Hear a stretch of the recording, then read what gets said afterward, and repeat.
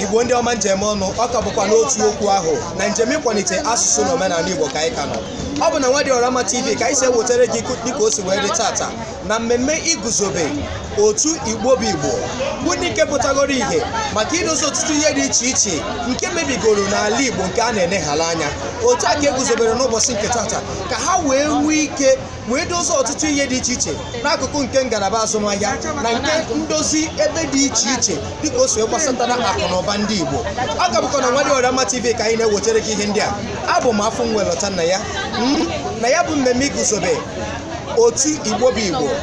Ọtụtụ ihe dị iche iche were ọnọdụ, ọtụtụ nkụzi dị iche iche ka e nyekwara na nke sitere n'aka ndị nchọpụta dị iche iche, ndị nke na-eme nchọpụta gbasatara etu a ga-esi wee mee ka anyị Igbo wee dị ka anyị Igbo, ka njirimara ihe eji wee mara anyị wee napụta ihe, ka ọdịnala anyị wee napụta ihe, ka e wee na-akụziri ụmụaka ọtụtụ omenala na ihe ndị ahụ eji wee mara ndị Igbo. Ọ ka bụkwa na Nwadiorama TV ka anyị na-ewetara gị ihe ndị a. Ọ bụrụ na ọ bụghị Nwadiorama TV o nweghị ebe ọzọ. Ọ bụ na mmemme iguzobe otu Igbo bụ Igbo ka anyị nọ n'ụbọchị nke tata. Dịka m si wee kọwara gị ọtụtụ ihe dị iche iche ma nkụzi na egwu ọdịnala bụ nke were ọnọdụ n'ụbọchị nke tata.